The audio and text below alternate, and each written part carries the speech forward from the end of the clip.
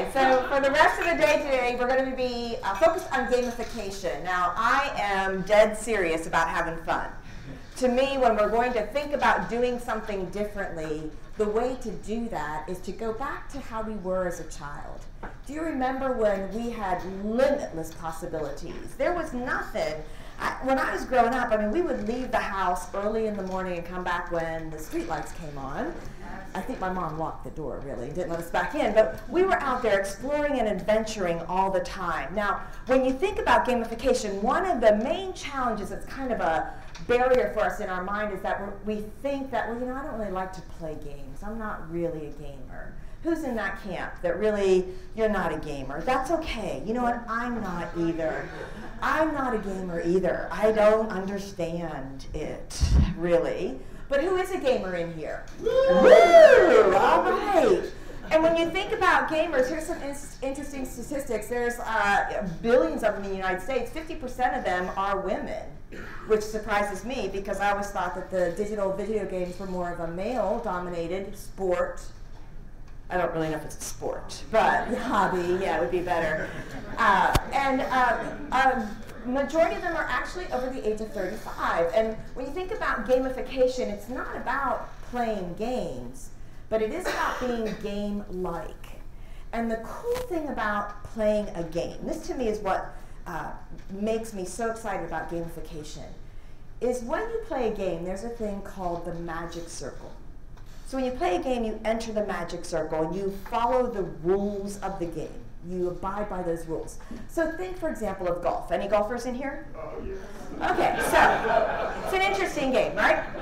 So here's this ball and the hole is over there. Well, if I was a logical person, the best way for me to get that ball in that hole is to just walk it over there and drop it in. Right? Okay, I'm done. What do you got next? Ready? Can we go to the ball now? Okay.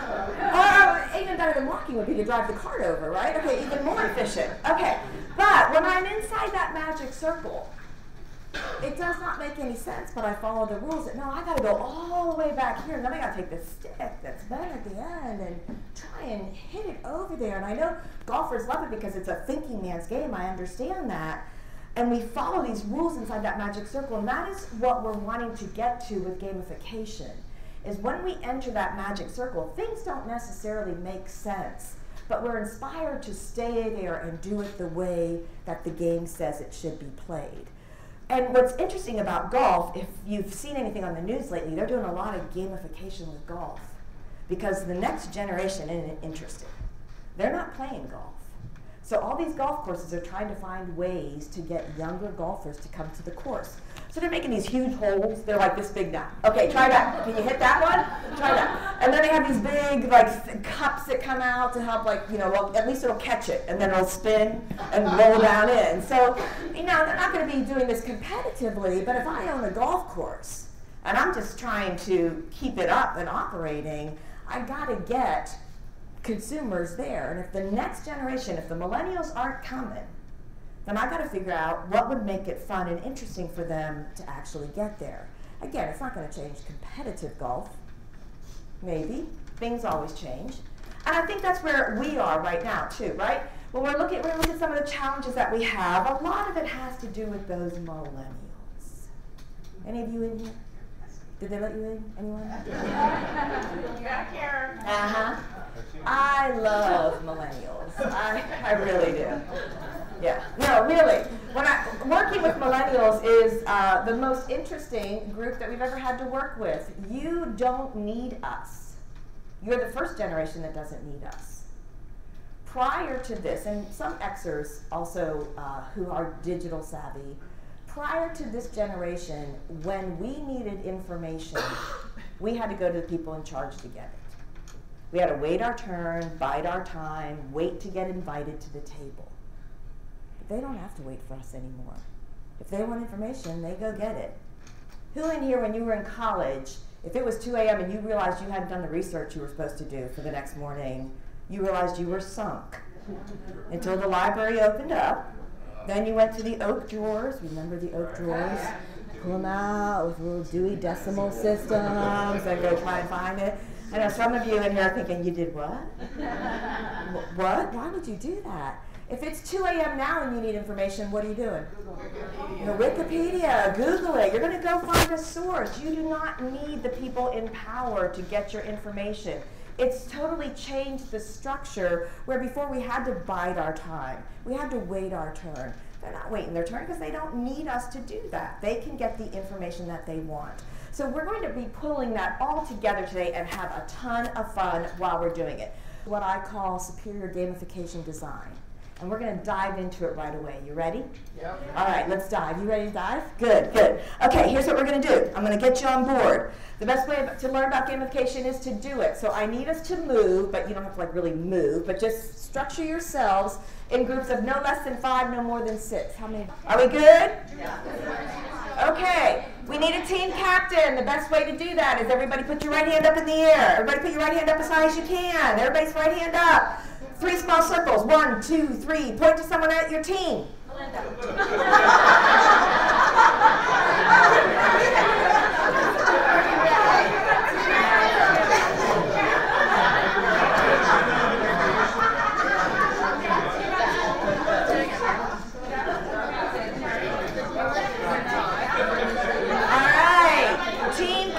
Doesn't that feel good? They just see that leadership gift in you. They see it. It just comes from you.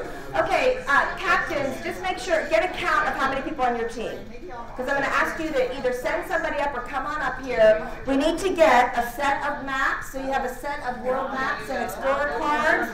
You need a scorecard, and you need a souvenir bag that's on the floor that Ray so graciously stuffed for me. So you need enough maps for everyone on your team. You need one scorecard and one souvenir bag. Thanks, yet. Thanks. What is your name? Jeff. Nice to meet you. Thanks, Jeff. You good? Yeah. So everyone in here should have your own map, and you should have 7 Explorer cards. You'll see on the back they're blank. Each of these represent one of the 7 levels of gamification that we'll be learning about today. So you can take your notes on the back of the cards, and they'll go with the map. So we're going to go on an exploration. If you notice down in the left-hand corner, those are our World Explorer guides. That's Lewis and Lindsay. Lewis and Lindsay are millennials, and they love to travel. Do you know that millennials travel more frequently than other generations? And they want their information in real time. They want it when they need it, and they don't want it before they need it. They want it when they need it. They're not intimidated by any kind of app or a website or mobile device in order to get that. So they're going to take us on this world adventure. Scorekeeper, you have a really important job. I'm going to say throughout the day, okay, you get 5 points for that, you get 10 points for this. So scorekeepers, you want to be listening for your points because your team will win valuable prizes if you win at the end, all right? So we're going to put in a little bit of friendly competition on this. So if you like the people on your team, give yourself 10 points. If you don't, give yourself 20 because you're going to have to work with them all day.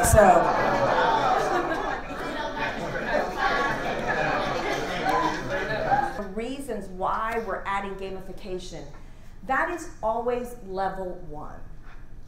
In our Urban Commander section, we always want to look at why are we gamifying? What's our objective? What is it we need to achieve with this gamification? And it's okay. We can use things like we want to get better at, we want to reduce, we want to increase. We can do that to get started, but we can't stop there. But when we're thinking about an objective, is it a business objective that's not being met? How can adding gamification help us to do that? Send somebody up here to get enough sheets for people on your team. You can help count them out, Kaylee. Okay. Just count them out, there's enough.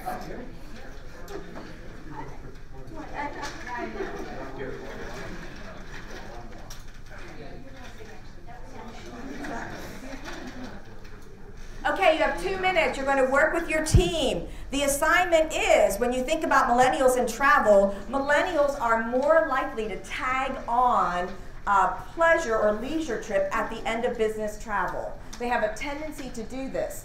In the United States, these are the cities that Lindsay and Lewis have visited in the past year. You can work with somebody on your team, follow the instructions. You have 2 minutes. I think it would be best if you buddy.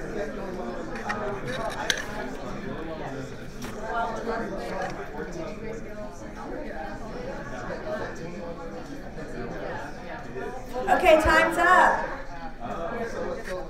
All right, answers are up on the slide. Go ahead and check your answers. We'll divide at the end. I know, I'm ahead of you on that one. Yeah, okay. Okay, let me just come back. I know some of you are concerned, wait a minute. There's some teams that are bigger than others here, so they're automatically. We'll divide it out at the end, so we'll have an average, okay? So we'll make sure and divide whatever your total is by how many people are on your team. That will make it fair, okay? Individually, and if you work together, that's still okay. But individually, every person who got it correct, you get 2 points per person. Okay? Scorekeeper, you got that? All right, good. If you work together with a partner on your team, every person who worked together, give yourself an extra 10 for that. Well, if you worked in twos, the 2 of you would get 10, and the 3, the 2 of you. Right? Okay? When you think about gamification, one of the misnomers, like the falsehoods about it, is that it's all about competition. And competition's good. I bet you there's some competitive people in this room. I would venture to guess. But it's not all about competition. There are some of us who really, really enjoy competition, and there are others that that's not really what their motivator is. They're more about working with people to solve something and work on it together. So we always want to include some competition, but the collaboration part is good also. And haven't you found that you can usually do a little bit better when you are collaborating with somebody? You can usually come up with a little bit more than you could have done on your own. So here's the video now. I'm sorry that that happened. Let's go ahead and watch this.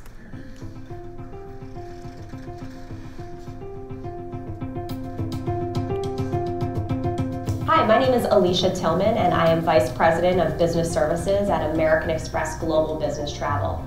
I'm here to talk with you today about a very exciting initiative called gamification. The world around us is changing rapidly. We've seen tremendous change on the technology front. We've had a dynamic economy. We've had a surge in social media. All of these are factors in which changing the way we operate today is dramatically different from how it was 20 years ago. And that really impacts our loyalty programs as well. So we're seeing a move away from some of your more traditional methods, your punch cards, your stamp programs, your magnetic cards, to more digital types of loyalty efforts. There's an opportunity for us to bring modern loyalty into the travel space. When we think about corporate goals and why they're in place and how they work to generate savings and revenue opportunities for companies, as the consumer world of loyalty changes, so too must it in the B2B space as well, particularly when we think about it as it relates to corporate travel. Travel program compliance remains one of the biggest issues for companies today. And if we think about why that's changing, there are many factors and forces that are in our environment. For example, we have the millennials and the Gen X population in particular that are bringing into the workforce new behaviors. But at the same time, it's not just this population that's changing, it's really all populations. There's no question that we need to modernize travel management. It needs to be about traveler engagement, not about policies and mandates. At American Express, we view modern loyalty as a strategy to drive engagement in this modern era. Gamification is a tactic that we're currently deploying to drive engagement around travel policy compliance. Gamification is the practice of putting game mechanics around particular goals in order to engage employees to do the right thing. Often incentives are attached to this, but it's a fun and innovative way to educate employees around a goal and then award them an incentive for when they do the right thing. Thanks for letting me talk with you today about gamification. As we move towards the future of business travel management, we believe gamification is going to have a very strong place in it. when you think about how and why it will affect you, you're probably familiar with this overview, right, of travel spend. It's projected that travel will increase by 2.2% overall. Different regions of the world, different regions of the world, some more, some less. Travel costs in the United States, you see, as far as people spending, it's actually going to go down in 2015 from 6.8 to 5.9. When we're looking at how much people are going to spend, different areas of the world, it's going up. In the United States, it's going down, which isn't good for us. And when you're looking at the competition, because I know I've talked to a couple people in here that the competition from the regionals where you are, those lower cost providers. Then we also have as a big, not as a challenge because of who they are, but just because how they consume, is that millennials are traveling much more frequently than generations older than them in the workplace. They go on average 5 business trips a year, on average in the workplace, where someone over 35 only goes on 2. So they're tending to travel more also, and they're tending to do it themselves because they're able to. So when we're looking at why gamification might be important to you, it's because this is all tying together on how can we do something differently. And when we're looking at why we're going to do it, and starting with gamification, we have to know before we go, what's your overall business objective? If we don't know that, we're on a journey to nowhere. And here's the thing I want you to know as we're getting started, so I'm going to let you off the hook. I can tell you 100% of the time, not like 85 or 92 or even 99.9, 100% of the time when I work with clients, whether it's a small business owner or an Uber oil company that owns half of Houston, when we start talking about what's your objective, 100% of the time they can't tell me. Well, we just want to look at this. It sounded like fun. We wanted to increase. Well, what are you getting now? Well, it's not what we want. Okay. Well, when you're looking at gamification, if we don't come up with that good objective, what is it we're doing this for, we can't know if it worked. We can't know if we got any better at it. So objectives are not the fun part. It takes some time to hammer through this. When you're thinking about for what you're doing, it's always good to start with the why. Are you familiar with Simon Sinek's work? Have you seen anything from him? He has a book called It's About the Why. He has a great TED Talk out there. But he says that most companies are out there in that outer circle, that third circle out, the what. Most people in an organization can tell you what they do. This is what we do. Some people get a little bit fuzzy on the how we do it. They're not quite sure what the supply chain management is or what the process is that things get done. But most people, again, back to the why, it gets really fuzzy there. They don't know why we're doing it. And when you think about a company like United, of course, what you do is what? What's United do? What does United do overall? Transports people. Good, good. Why do you do it? To make money. To make money, yeah. To meet a demand. To meet a demand. Better. United's doing it to make money, right? To be profitable. Good. That's a good business model. We should stick with it. Okay. But do your consumers care about that?